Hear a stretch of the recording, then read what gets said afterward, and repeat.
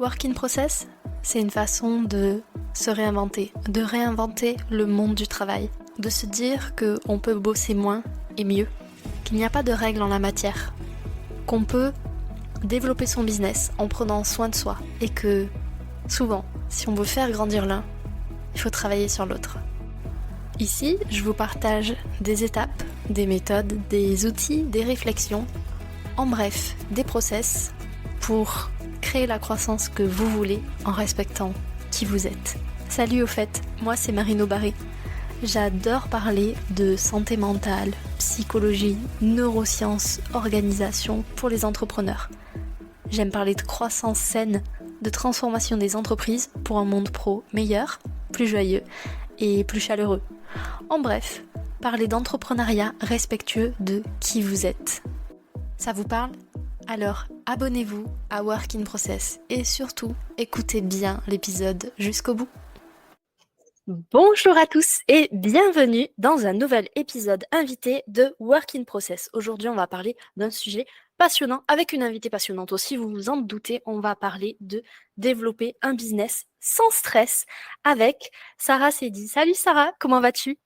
Coucou Marine, je vais très bien et je suis heureuse de partager cet épisode avec toi. Merci beaucoup pour ton invitation et j'ai hâte que l'on déroule ce sujet passionnant. Bah écoute, je suis hyper heureuse de te recevoir aussi. Ça fait un moment qu'on échange, qu'on se suit sur LinkedIn. Est-ce que tu peux te présenter pour les personnes qui peut-être ne te connaissent pas ?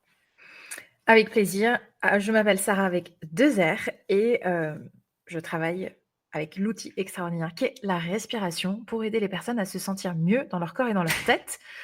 Donc j'évolue dans le milieu du bien-être, dans le milieu du mindset et j'accompagne les personnes, tant les particuliers, donc les personnes individuelles, que les entreprises, à avoir une meilleure énergie au quotidien en utilisant cet outil naturel qui est juste sous notre nez. Et je fais cela depuis maintenant 2 ans. Je viens du monde de la banque finance et je n'ai pas toujours fait ce métier-là.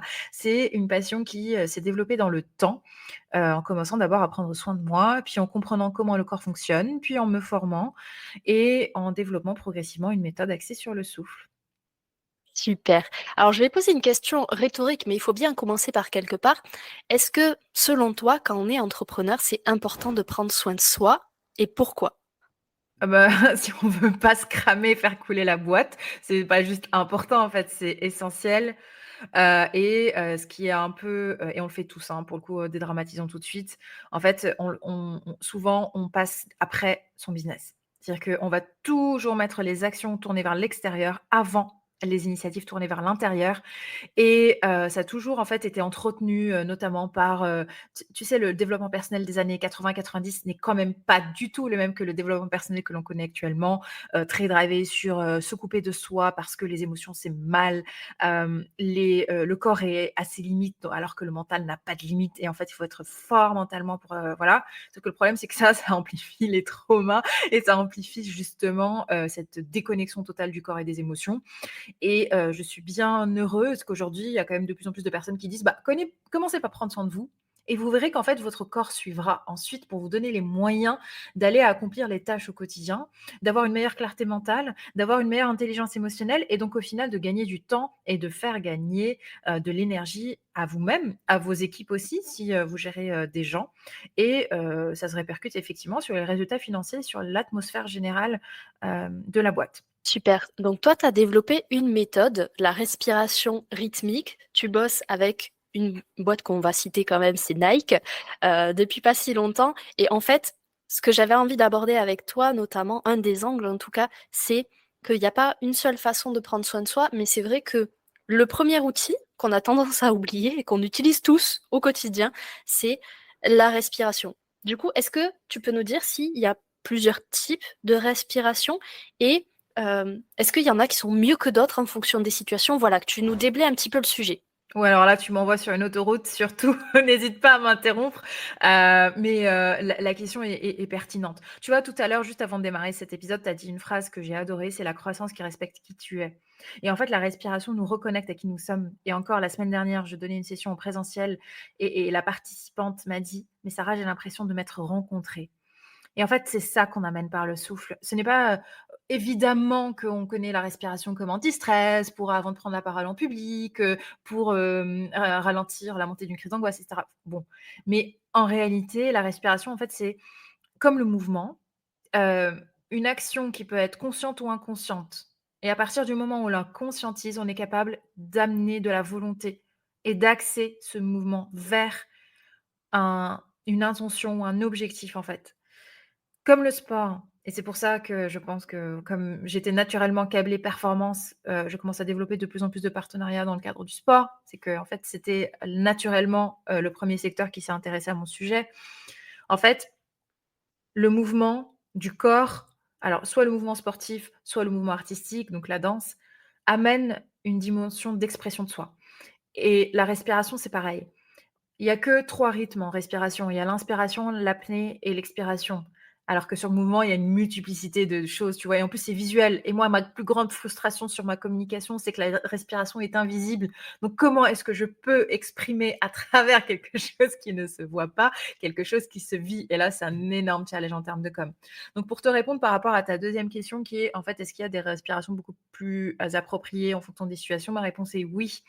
On connaît très souvent la respiration pour son côté ralentir, zen, se relaxer. Évidemment, les méditations que l'on voit sur YouTube, elles sont ouvertes au grand public et elles sont très généralistes. Donc, très souvent, on va amener l'observation du souffle en début de méditation, puis à chaque fois revenir sur l'observation de cet air qui passe, et cetera. Et en fait, là, on est sur une pratique qui est classique. Et je suis entrée par cette porte classique. J'ai commencé, par la sophrologie, j'ai commencé par la relaxation, j'ai commencé par tout ce qui aide à ralentir. Et puis progressivement, étant, qui je suis, je me suis rendu compte qu'en fait, on pouvait s'amuser aussi avec son souffle et on peut aussi augmenter donc sa performance avec sa respiration. Et c'est là où on intègre d'autres types d'exercices qui vont avoir des objectifs davantage force mentale, mindset, dépassement de soi, levée de blocage et de croyances.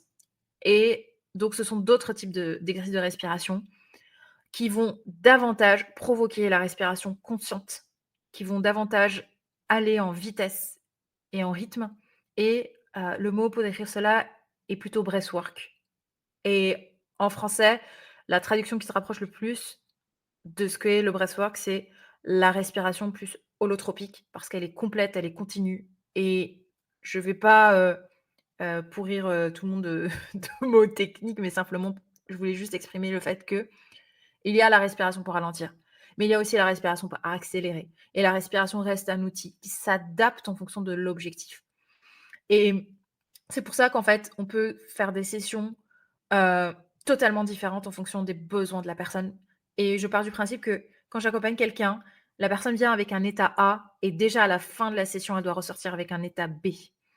Comme le sport, c'est exactement la même chose. On travaille sur les sensations et on aide la personne à atteindre, à toucher réellement la sensation qui peut lui permettre de réaliser son objectif.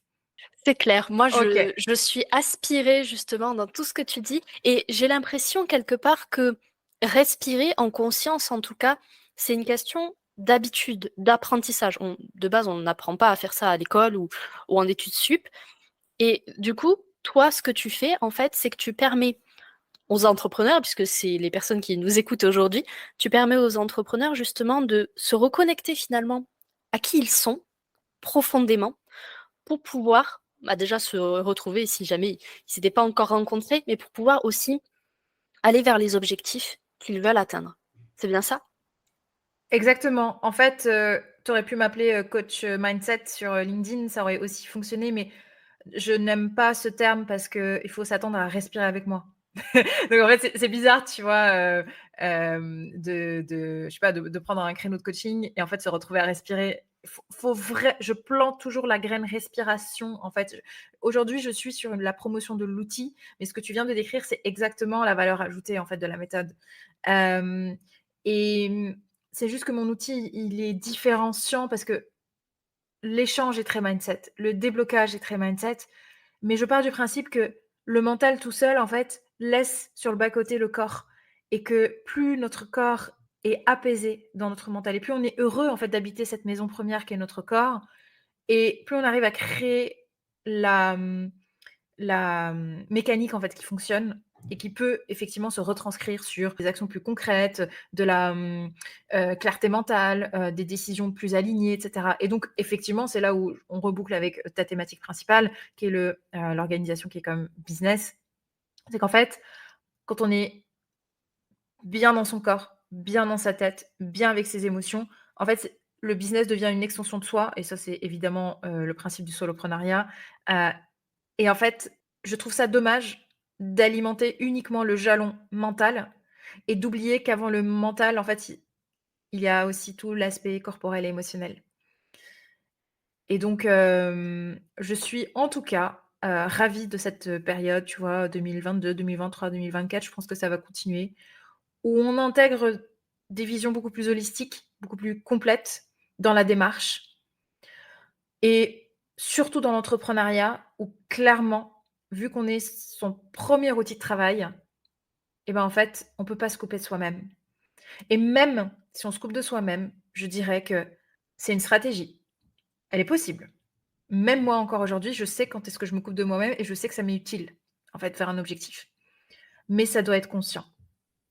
Et justement, le danger du burn-out, c'est se couper de soi-même en restant inconscient. Parce que la caractéristique principale du burn-out, c'est qu'en fait, le mot est posé quand c'est trop tard. J'ai jamais vu quelqu'un dire ah, en fait, attention, c'est pour ça que la prévention du burn-out, en fait, c'est un concept qui me met encore un peu mal à l'aise. C'est en fait comment tu peux prévenir quelqu'un qui est dans le déni par définition. Parce qu'en fait, le déni, c'est le principe même du burn-out qui mène justement à cette déconnexion de soi qui est la rupture finale, tu vois. Donc, c'est bien. Je pense que ça fait prendre conscience, ça élève les consciences, ça ouvre des champs de réflexion et c'est pour remettre, les justes curseurs au bon endroit après avoir vécu une époque là, depuis les années 60 jusqu'aux années 2000 où en fait, on poussait la déconnexion en fait de soi-même. Là, on revient vers une démarche qui est à mon avis plus écologique. Je trouve aussi, alors on le voit beaucoup dans le monde du travail par la quête de sens pour nos générations et celles qui vont être après nous. Mais c'est vrai que se reconnecter à soi, au-delà d'être une fabuleuse déclaration d'amour à soi-même, c'est aussi un des plus beaux cadeaux, je pense, que vous pouvez faire à votre business et aux personnes avec qui vous travaillez. Donc, ça peut être comme d'habitude des collaborateurs, des prestataires, vos clients, vos fournisseurs, peu importe. Et moi, ce que j'aime beaucoup avec cette thématique, et je pense que l'épisode va être passionnant, on verra bien à la fin, mais c'est que justement, on est sur un segment qui est très avec une énergie masculine en stéréotype, et d'amener un petit peu plus de douceur, de conscience, d'intention aussi. Pour moi, c'est rééquilibrer un petit peu toutes les parts de nous pour se dire finalement, je peux grandir, j'en suis capable, mon corps, mon mental, mon âme, bref, vous les appelez comme vous voulez, ont toutes les ressources pour le faire et je peux acquérir de nouveaux outils comme la respiration par exemple pour faciliter ma croissance sans me cramer encore une fois. Totalement. Donc, je dirais la respiration n'est jamais un objectif en soi. Enfin, je veux dire, moi, j'aurais développé la même chose autour, j'en sais rien, des huiles essentielles, du mouvement, de la danse, du dessin. Ça aurait été pareil, en fait. La respiration, c'est vraiment le véhicule et c'est le véhicule qui, moi, me passionne et qui rend les choses intéressantes parce que ce véhicule a des vertus en plus thérapeutiques en termes de régulation du système nerveux, en termes de gestion, en fait, de l'humeur, en termes de mais même, on va jusqu'à sécréter des hormones différentes en fonction de la manière dont on respire. Donc c'est un sujet qui, moi, paraît d'une profondeur intellectuelle qui est absolument fascinante et qui est encore inexplorée. Donc je suis, tu vois, toujours à l'affût. C'est super dopaminogène ce que je fais, hein, parce que tous les jours, je suis en mode qu'est-ce que je vais aller chercher. Donc l'hormone de la récompense, elle est toujours là en train de couler dans mon sang. mais, mais, euh, mais tu vois, l'essentiel, il est là, il est dans ce que tu dis. Et ce que je trouve, euh, je ne m'y attendais pas, mais ce que je trouve surprenant en ce moment, alors je ne sais pas si c'est ma personne, si c'est mon activité, si c'est la météo, si c'est juste l'époque, mais en ce moment, sur tous les cours, et surtout les cours en présentiel que je donne, mes groupes sont mixtes à la parité exacte, à 50% de filles, 50% d'hommes. Et en fait, j'avais fait un post sur LinkedIn il y a quelque temps sur le sujet, mais j'aime pas trop partir sur ces sujets-là parce que je trouve que c'est pas exactement en lien. Des fois, j'en parle parce que je trouve que c'est intéressant d'ouvrir les portes. Je dis toujours mes cours sont mixtes et j'y tiens parce que justement cette énergie un peu yin et yang, action et repos, masculin-féminin. En fait, je ne veux pas la dissocier. Et rentrer dans un cadre de mixité, d'universalité et en fait d'humanité au global, bah, c'est là où je m'inscris totalement parce que, les disciplines aujourd'hui bien-être, elles sont davantage, féminines, qu'on le veuille ou pas, c'est pas un cliché en fait, c'est un fait. Et quand tu regardes le monde plus du HIIT, du CrossFit et de la performance, bah oui, il y a plus d'hommes. Et pourquoi en fait? Parce que, ça a été marketingé de cette manière aussi, en faisant plus appel à l'énergie féminine, en faisant plus appel à l'énergie masculine et en fait, ça a un peu cloisonné. Même quand tu regardes, tu vois, le monde du sport, c'est pour ça que j'aime beaucoup, travailler. Nike, ils sont en train de prendre une direction qui est beaucoup plus holistique et beaucoup plus assumée, tu vois? Ils ont intégré la méditation, ils ont intégré le yoga, ils ont intégré toutes ces disciplines qui avant étaient reléguées sur le banc des, alors soit des personnes perchées, soit des personnes, en perte de sang, soit des personnes qui, sont en manque d'énergie, soit des personnes qui, sont uniquement à la recherche de bien-être et en fait, tout cela, se répercute dans un univers qui est beaucoup plus global et je vois de plus en plus de personnes qui, par exemple, font du crossfit et font du breathwork, font du crossfit et font de la méditation, font du crossfit et font du yoga parce qu'en fait, heu, c'est hyper complémentaire et le corps a besoin d'énergie haute, mais il a aussi besoin de moments de repos, de calme et d'énergie basse et donc quand on comprend ça, en fait, quand on est entrepreneur, ça peut aussi se répercuter sur son quotidien.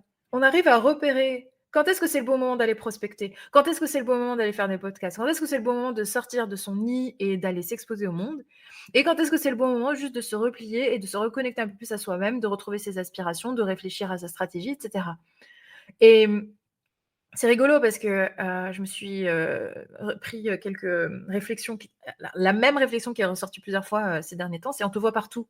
Mais en fait, vous savez pas à quel point je suis sous ma couette, genre très souvent, en fait. Mais c'est pas qu'on me voit partout, c'est qu'en fait, j'essaye d'optimiser les moments où je me sens d'aller vers l'extérieur et en fait, à ce moment-là, bah, j'y vais à fond. Et puis donc ça continue de tourner sur les moments où je suis, plus discrètement, en fait, en déconnexion. Et hem et c'est une illusion aujourd'hui qu'amènent les réseaux sociaux de toujours faire plus, se montrer toujours plus. Parce qu'en fait, les personnes qui arrivent le mieux et si tu regardes, en fait, quand tu suis, par exemple, un créateur de contenu à long terme, les créateurs qui vivent dans la durée, quand je parle de durée, c'est à partir de 5 ans. Donc les créateurs qui arrivent à durer, bah, ce sont souvent les créateurs qui arrivent à mieux se reposer et à mieux déconnecter. Et très souvent, les créateurs où tu vois monter en flèche d'un coup, et ben, en fait, à tous les coups, un jour, ils te sortent un post en disant: «J'ai cramé». Donc on est en train d'amener ici, et je suis hyper heureuse d'intervenir sur ton podcast, une vision qui est essentielle au business et pourtant qui, j'arrive souvent en pompier, en fait et pourtant qui est très souvent, reléguée au second plan. Mmh.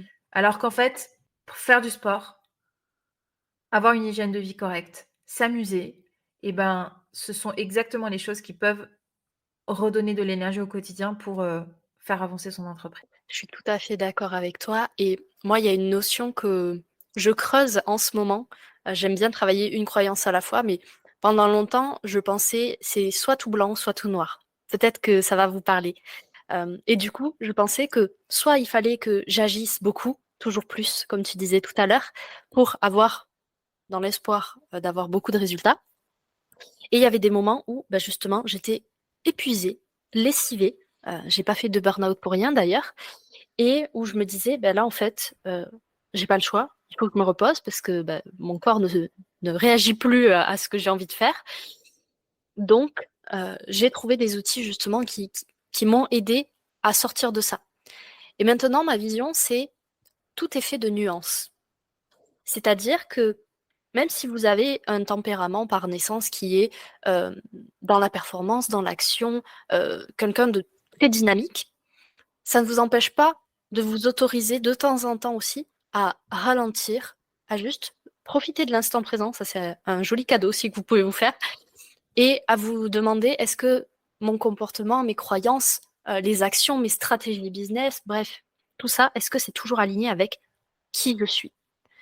Parce que si j'ai bien compris une chose avec ma petite durée de vie d'entrepreneur de 4 ans, c'est que en fait, on évolue et l'entrepreneuriat, c'est un des vecteurs, en tout cas pour moi, les plus transformateurs, les plus révélateurs de qu'est-ce qu'il y a en nous? Pendant longtemps, je pensais que j'étais qu'un corps. Puis j'ai découvert un mental. Puis là, je suis en train de me dire, qu'est-ce qui observe mon mental en fait? Qu'est-ce qui observe toutes les pensées qui tournent? Qu'est-ce qui observe que là, j'ai besoin de reprendre mon souffle? Ou au contraire, que j'ai besoin de courir, de sauter, de danser, ou de manger un truc sympa. Mais peut-être qu'il y a des choses subtiles qui fonctionnent, qui existent, qu'on ne voit pas ou qu'on ne connaît pas encore. Et je pense que cet épisode, il est vraiment là pour vous ouvrir les chakras, sans mauvais jeu de mots, sur des domaines que peut-être vous n'avez pas encore explorés, parce que souvent, les plus belles révélations, ça se cache derrière l'inconnu, derrière la peur, derrière l'appréhension. Et à minima, vous saurez que c'est pas fait pour vous. Et au mieux, vous allez découvrir des méthodes. Alors, on parle de respiration, mais ça marche pour tout, hein. On parlait de dessin tout à l'heure aussi. Vous allez découvrir des méthodes qui vont vous aider à vous révéler. Et je pense que quand on est entrepreneur, le fait de se révéler, d'oser être soi en toute humilité, en toute vulnérabilité, en toute authenticité, c'est ça qui fait qu'un business, à un moment donné, il va percuter auprès de son audience. Qu'est-ce que t'en penses, Sarah? Est-ce que je pars à côté de la plaque ou... Non, non, non, alors pas du tout. Là, je pense qu'on est au centre de la plaque, justement, et que c'est des sujets. En fait, c'est des sujets essentiels, importants, stratégiques, mais la théorie ne suffit pas. Et on peut faire 72 épisodes de podcast, si tu le veux, sur le sujet de la respiration, sur ce sujet du mindset, sur ce sujet du respect de soi, sur exactement tout ce que tu disais par rapport aux différents aspects en fait qui nous reconnectent entre le mental, l'esprit, et il peut ne rien se passer. C'est ce que je vois un peu sur les personnes, par exemple, qui vont regarder beaucoup de vidéos pour s'inspirer, comprendre, développement personnel. C'est très bien parce que ça inspire et au bout, ça plante des graines, tu vois les choses autrement, tu vois les perspectives autrement. Mais au bout d'un moment, pour que ta réalité change, effectivement, le passage dans le matériel est important. Et le passage dans le matériel, il se fait par les décisions qui ensuite se transforment en actions. Et donc, passer à travers des méthodes, c'est la matérialisation, la concrétisation, c'est le passage à l'action. Et souvent, on a l'impression que faire un cours de dessin, chanter, danser, un cours de respiration, c'est un objectif bien-être, par exemple, ou zen, ou là, j'ai un petit coup de stress, ça me ferait du bien, en fait, de prendre le temps de respirer. Mais ça, c'est 10% de l'iceberg. Parce qu'en fait, ce qui a changé pour amener la personne, moi, quand je dis souvent, quand je vois les personnes devant moi dans mon cours, j'arrive à imaginer les croyances, le nombre de fois où peut-être elles ont hésité, pas osé, en parler avec des gens, les gens ont dit: «Non, c'est n'importe quoi», et en fait, c'est une démarche, et la démarche, elle est globale, et c'est comme cela qu'on évolue en termes de personnalité. Heu et je te promets que pour arriver à la respiration, j'ai testé un nombre de trucs, mais vraiment, c'est-à-dire que là, tu vois, par exemple, sur ma semaine, surtout en ce moment, je fais yoga, vélo, cours de chant. Évidemment, je donne mes cours de respiration. J'apprends de plus en plus de choses sur la musique et la rythmique et la mélodique de la musique, et en fait, et plus je crée du contenu évidemment et je gère l'entreprise, tu vois?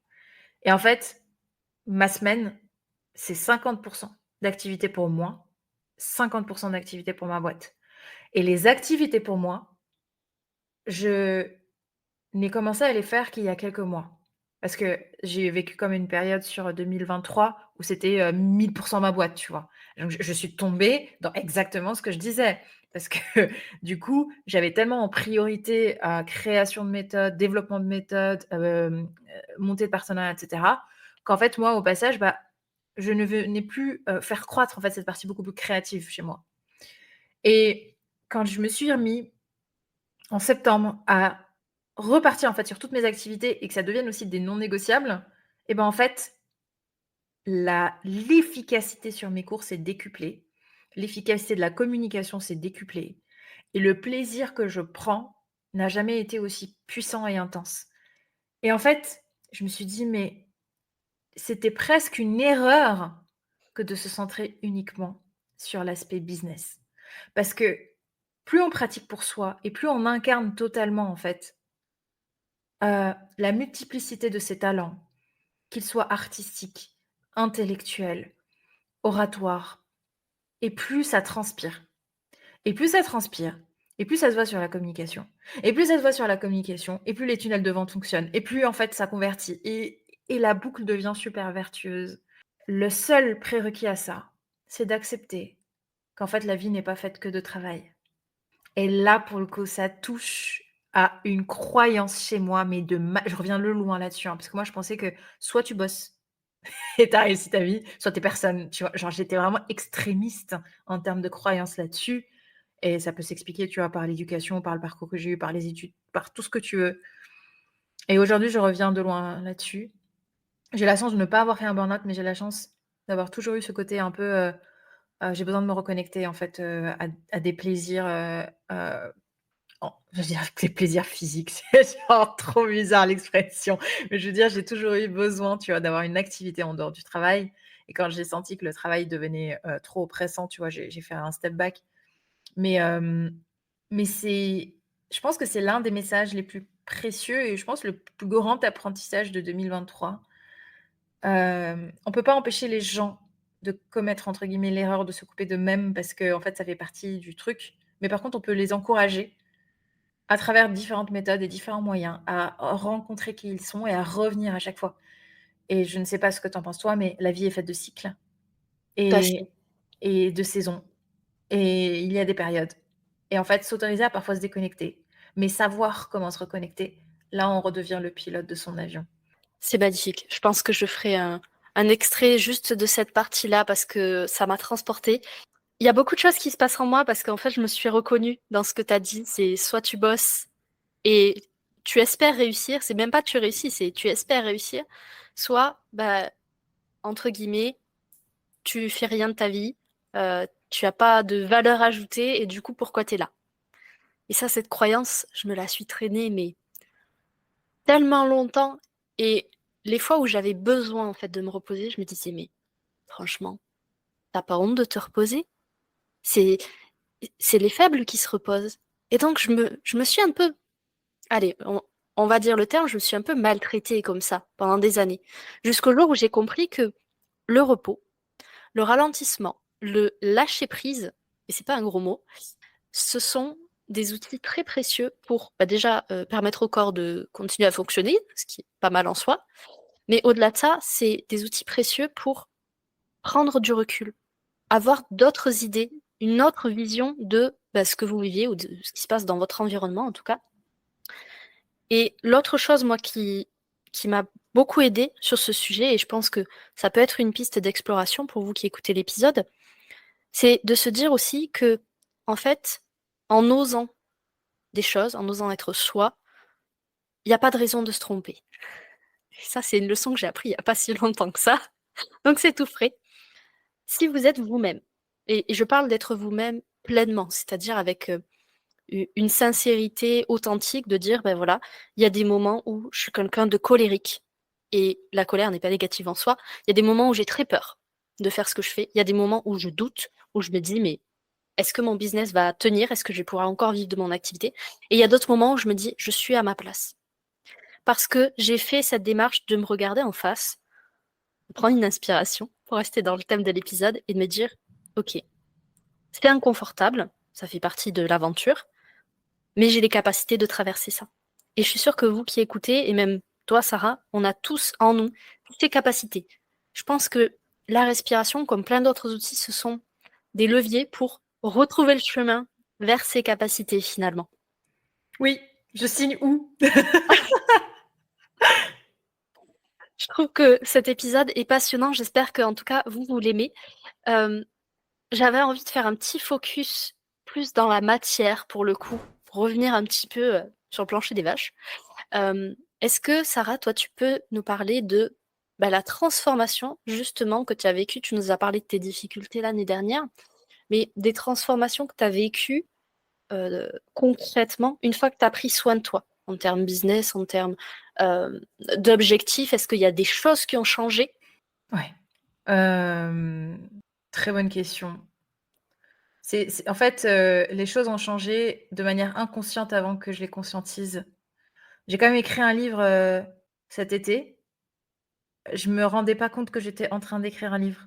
En fait, j'ai tout fait. Il y a eu la période, de réflexion, de sommaire, les maisons d'édition, l'écriture, enfin l'axe, pardon, d'écriture, tout était, tout le côté business, on va dire, projet, démarche était fait et j'étais là devant mon devant mon cahier, hem, mes stylos Word, écran, tout ça et j'étais en je me rendais pas compte, en fait. Parce que pourquoi? Parce que tout s'est fait pendant un moment où j'étais justement, dans le feu de l'action et du coup, dans le feu de l'action et bah, j'avais pas mesuré, en fait, l'impact émotionnel que c'était et je peux te dire que ça a été extrêmement compliqué que de poser son cerveau et d'écrire et en fait, j'ai eu besoin de couper, tu vois? Par exemple, sur le mois d'août, j'ai pas donné de cours, sachant que, pour te la faire très courte, hein, moi, quand je donne pas cours, j'ai 0 chiffre d'affaires.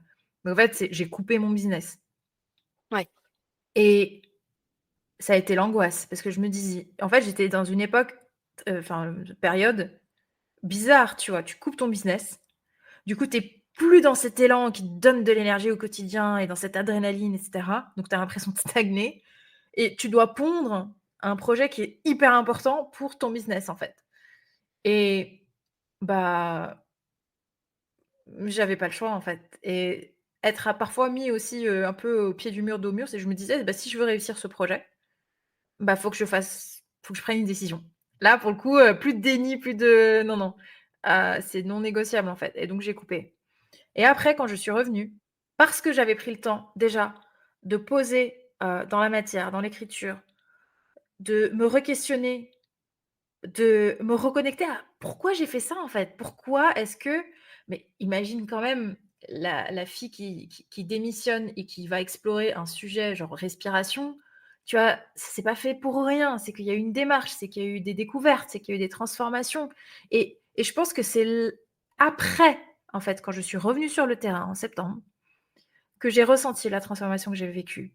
C'est comme si les pièces du puzzle s'étaient assemblées et en fait, là où parfois je pouvais partir un peu en éclat, en mode, projet par-ci, projet par-là, banana, mais en fait la transformation elle est venue remettre de la super glue entre le tout et donc depuis septembre et bah, je sens que j'avance sur les projets qui me plaisent.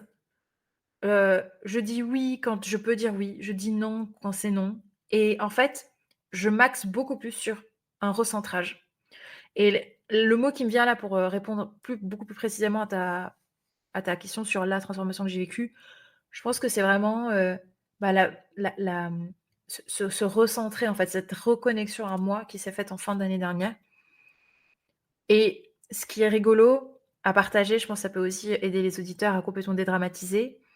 Les autres voient souvent notre transformation avant nous-mêmes parce qu'on parle différemment, on se présente différemment et il y a des choses qui se passent, tu vois, qui sont peut-être invisibles pour nous, mais quand, la semaine dernière, j'ai fait un live sur Instagram, j'avais pas fait de live depuis 1 an parce que j'avais jamais pris le temps, en fait, de parler à mon audience. J'étais en train de développer quotidiennement une audience à qui je ne parlais pas. Enfin, je veux dire, c'était la tête dans le guidon, tu vois? On est, au niveau, maximum.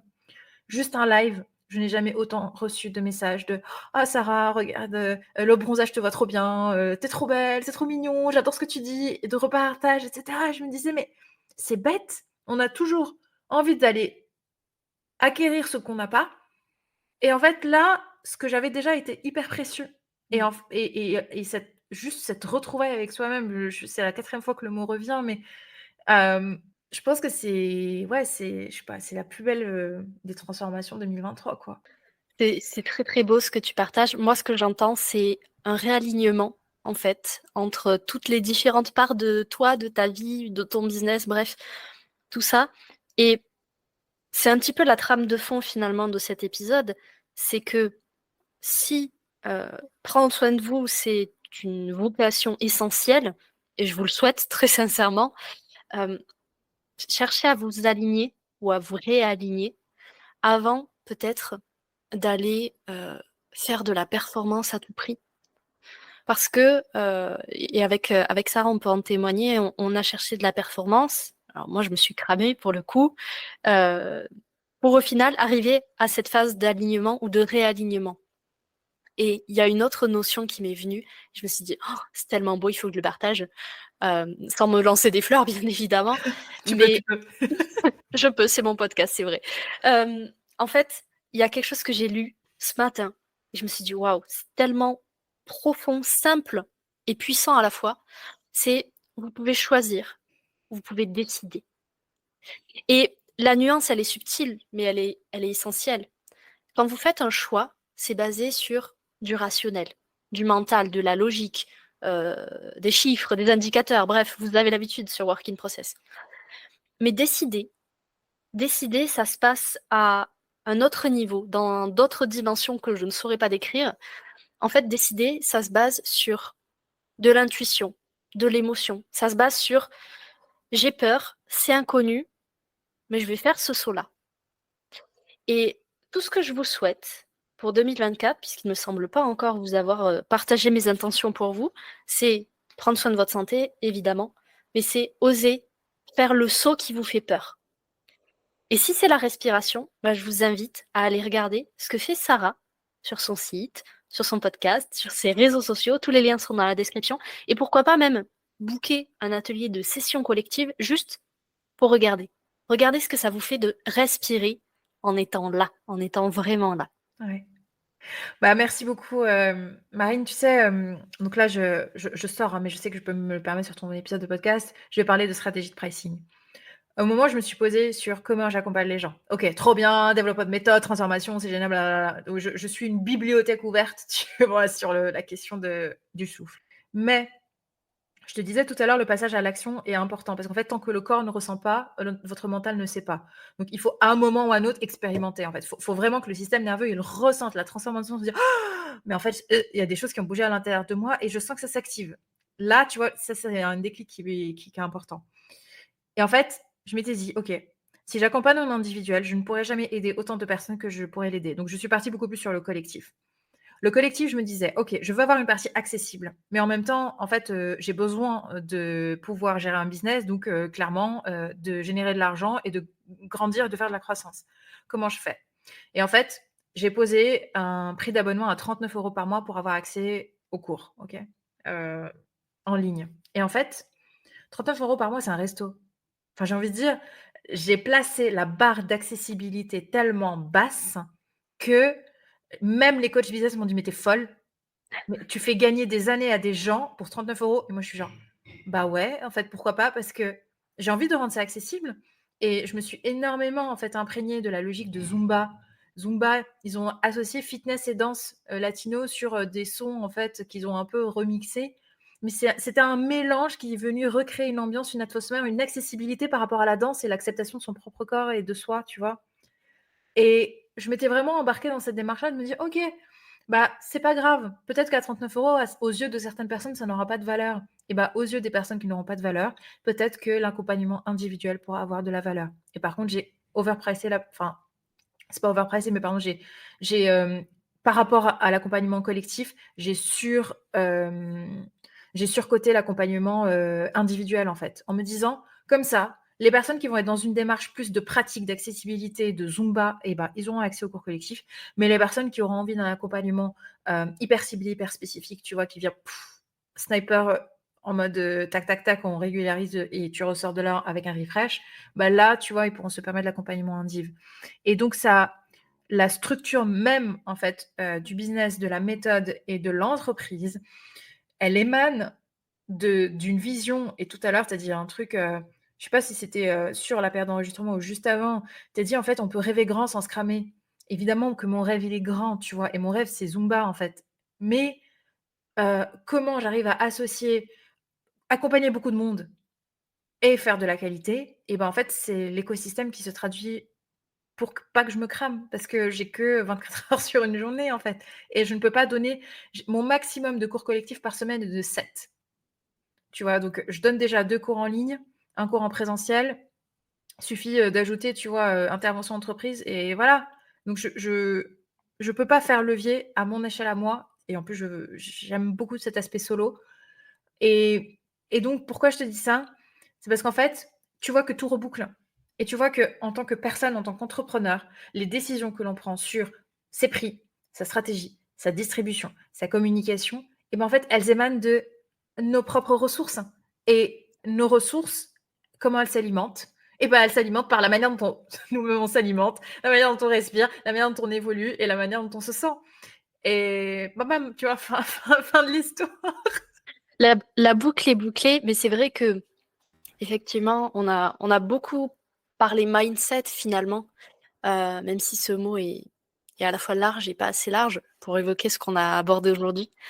Mais c'est vrai que d'un point de vue strictement business, pratico-pratique en tout cas, euh, au plus vous allez vous connecter avec vous, prendre soin de vous, et au plus vous allez prendre euh, des décisions, on va dire, plus stratégiques, plus alignées avec ce que vous pouvez faire. Moi, je reboucle aussi sur un de mes sujets phares, c'est l'organisation, la gestion du temps, la gestion de l'énergie, du focus. Comment est-ce que vous pouvez espérer développer un business si vous ne montez pas en compétence en quelque sorte sur ces domaines-là?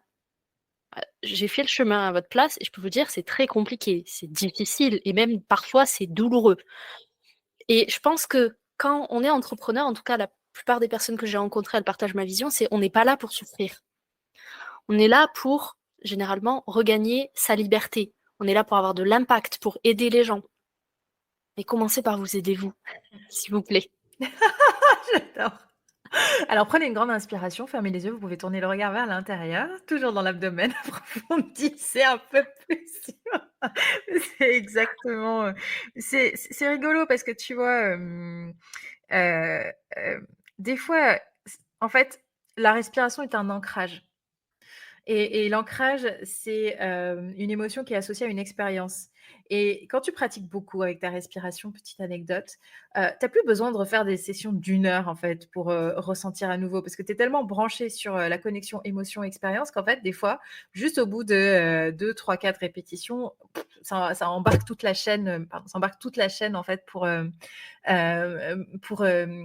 t'aider je sais pas, à sortir un stress, monter en énergie, te restabiliser émotionnellement et cetera. Et et en fait, tu vois, les personnes qui font beaucoup de sport, hein, souvent elles voient pas leur transformation sur leur, entraînement. C'est un jour, au bord de la plage, une rencontre, quelqu'un qui dit: «Oh, mais en fait, tu trop beau» ou «Tu changé» ou «Tu perdu du ventre» et cetera.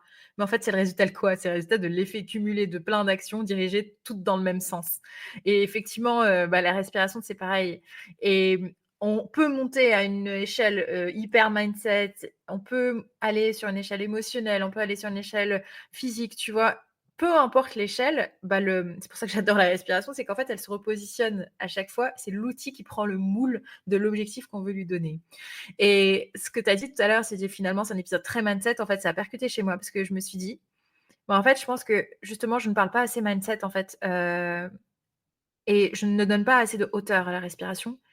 Et très souvent, les gens vont me dire: «Oh, je fais quel exercice?» Et moi, je suis genre: «OK, bah, alors tu inspires 1, 2, 3, 4». Mais ça a l'air tellement chiant, en fait, on s'en fout, de l'instruction de l'exercice. Ce qui est important, c'est de comprendre, grosso modo, et surtout, en fait, d'avoir le juste ressenti. Et pour avoir le juste ressenti, et bah, effectivement, s'autoriser à pratiquer, bah, devient essentiel. Et encore une fois, tu vois, pour le sport, tu peux avoir toute la théorie, si tu pratiques pas, bah, il se passe rien dans ton corps. C'est la meilleure leçon de productivité de cet épisode. Passer à l'action. Voilà. On résume l'épisode avec cette phrase. Mais plus sincèrement, j'espère vraiment que tout ce qu'on a dit, ça a minima éveillé votre curiosité. Et sinon, bah, allez vraiment jeter un œil à ce que fait Sarah parce que moi, je trouve que la respiration, c'est sous-coté. C'est une phrase très marketing dit comme ça, mais on respire tous au quotidien. Mais je sais que moi, par exemple, je respire pas assez profondément. Et donc, au bout d'un moment, qu'est-ce qui en ressort? Mon cerveau a pas assez d'oxygène. Pour prendre des décisions, c'est compliqué. Pour agir, c'est compliqué. Mon business est ralenti, je suis frustrée, je suis mal et je respire encore moins bien. Donc, si vous voyez où je veux en venir, commencez par respirer et tout ira mieux après.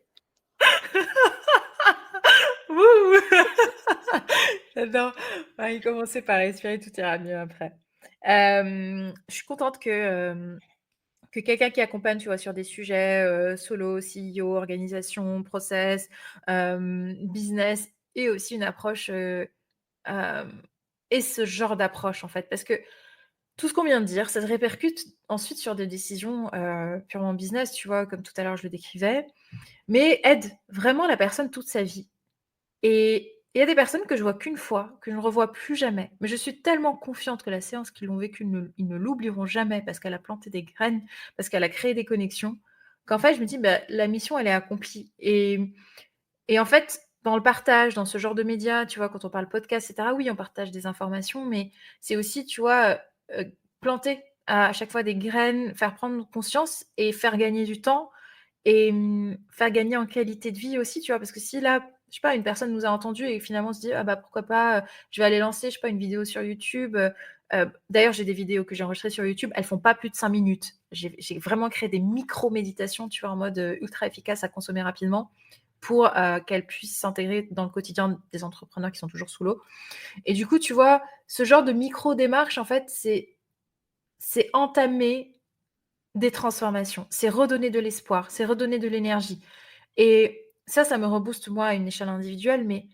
en fait, je me dis: «Mais, on a la chance en tant qu'entrepreneur de réaliser presque des missions de vie», tu vois? Et d'incarner complètement un message qui nous porte. Ce message, il peut ensuite évoluer, il peut voilà, mais toujours se recentrer sur ce qui nous plaît, ça se matérialise sur des actions qui ensuite amènent du concret. Et je saurais pas vous dire autre chose que, bah, la respiration, c'est ce qu'il y a de plus concret, en fait. Enfin, je veux dire, c'est tellement terre à terre que quand on respire, la mécanique, je vais quand même profiter peut-être juste 2 minutes pour, donner des insights un peu plus, je dirais, physico-chimiques, biologiques. Mais la respiration consciente, c'est reprendre le pouvoir sur un souffle, un mouvement qui traverse le corps en continu. Et quand on reprend le pouvoir sur la manière dont on va activer son diaphragme, sa respiration profonde, en fait, on reprend le contrôle sur son physique par les messages que notre système nerveux envoie à notre mental en lui disant: «Eh mon gars, là je ralentis» et donc notre mental va comprendre et il va s'adapter et le stress se diminue par une respiration qui se ralentit et qui s'approfondit et en fait, à partir de là, on peut décliner parce qu'on peut accompagner les personnes qui n'ont jamais réussi à ralentir, par exemple et à réapprendre à avoir cet effet de: «OK, je suis active par ma respiration, mais en fait, la conséquence, c'est que je ralentis. Donc ça veut dire que je peux être aussi actif dans ma oisiveté» et là, tu tac tac, tu vois? Et en fait, la respiration et c'est pour ça que je parle très souvent de respiration et très rarement de méditation, alors qu'elles sont cousines. Tu vois? La respiration, c'est la petite sœur de la méditation parce qu'en fait, l'objet de méditation, c'est très souvent le souffle. Oui. Mais la respiration a cette dynamique physiologique supplémentaire qui peut aider surtout, surtout les personnes qui vont à 1000 à l'heure, les personnes qui sont hyperactives, les personnes qui n'ont pas le temps, tu vois? Parce qu'elle agit en temps réel sur le changement d'humeur et du niveau d'énergie. Et si, au contraire, vous avez un coup de mou et qu'en fait, vous voulez monter en force, en énergie, avoir vraiment cette poussée d'adrénaline qui vous porte et qui vous fait reprendre confiance en vous, c'est aussi possible. Et là, j'adore l'accompagner par de la musique et je m'en fous du type de musique. Si vous êtes davantage pop, électro, rap, rien à faire. Ce qui est important, c'est qu'en fait, de récupérer la mélodique et de récupérer la rythmique du son qui vient embarquer en fait le souffle et qui en les 2 ensemble viennent modifier les états de conscience parce qu'il y a un impact sur la manière dont les ondes cérébrales se comportent et qu'en fait, plus on ramène de la dynamique sur ces inspirations, plus notre cœur pompe et plus en fait on fait monter l'adrénaline et plus on monte son niveau d'énergie et je pense que, tu vois, rien que ça, déjà, c'est énorme en termes de possibilités et de création d'expériences et de sensations pour soi-même. Et des fois, quand on écoute une chanson, on a envie de chantonner, siffloter, bouger un peu et bah, essayez d'écouter une chanson juste en modifiant votre souffle en fonction de ce qui vous vient naturellement, spontanément et intuitivement par rapport à ce que vous entendez et vous verrez, j'aurais pas besoin de le faire une chanson et déjà, bah, si vous avez envie de me partager, vous pouvez, mais la profondeur de ce qui se passe à l'intérieur de soi quand, la musique se synchronise avec le souffle, elle est juste fascinante, en fait et la règle avec laquelle je vais terminer, juste cette parenthèse physiologique, c'est que la respiration, elle est avant tout une transformation physique, mentale, émotionnelle. Merveilleux. Donc votre challenge pour cet épisode, c'est d'aller dans votre playlist, Spotify ou autre, choisir une musique au hasard. Enfin, on est d'accord que le hasard n'existe pas vraiment, mais Selon ses goûts. selon vos goûts, selon ce dont vous avez besoin aussi. Donc prenez une musique que vous aimez bien et essayez de faire l'exercice que Sarah vous a proposé, c'est-à-dire respirer en même temps que la musique se défile. Moi, je vais l'essayer après cet enregistrement pour tester. Je vous ferai mon retour sur les réseaux sociaux. Mais du coup, je pense que c'est intéressant de commencer par quelque chose. Et c'est vrai que quand on aborde un nouveau domaine, on ne sait pas par quel bout le prendre. Tu vois, on se dit, bah, je vais essayer peut-être des méditations sur YouTube ou je vais essayer de m'apaiser. Mais parfois, on est tellement fatigué que tout ce dont à quoi on aspire, c'est de se remettre en énergie. Et ce que je trouve bien dans ce que tu as dit, c'est que tout est possible à partir du moment où on a un objectif qui est clair. Tu veux t'énergiser, respire d'une certaine façon. Tu veux t'apaiser, respire d'une autre façon. Et vous pouvez après alterner, bien sûr, en fonction de ce que vous ressentez. Donc, moi, je voulais vraiment te remercier, Sarah. C'est un des épisodes que j'ai préféré enregistrer. Donc, c'était très, très cool. Merci pour tout ce que tu as partagé. J'espère que vous avez aimé cet épisode autant que moi, j'ai aimé. Et comme je l'ai dit tout à l'heure, tous les liens pour retrouver Sarah, donc ses réseaux sociaux, sa newsletter, son podcast, bref, tout ça, même son cours collectif, tout ça, ça sera dans la description de l'épisode. Donc, à minima par curiosité, encore une fois, allez jeter un œil. Et on se retrouve très bientôt dans un nouvel épisode invité. Prenez soin de vous. L'épisode t'a plu? Tant mieux, je suis contente. Maintenant, en plus de relever le challenge que je t'ai posé cette semaine, tu as 3 options. Si tu veux aider à faire découvrir Work in Process autour de toi, tu peux le partager à ton réseau, mais tu peux aussi mettre 5 étoiles sur ta plateforme d'écoute préférée et lui laisser un avis positif. Si tu as envie de discuter avec moi, on se retrouve sur Instagram, LinkedIn ou même dans la newsletter 1% qui te donne chaque semaine des actions concrètes pour bosser sur ton business. Et comme ça, tu pourras me partager directement tes ressentis sur le sujet du moment. Merci encore pour ton écoute. Je te dis à très vite dans un prochain épisode.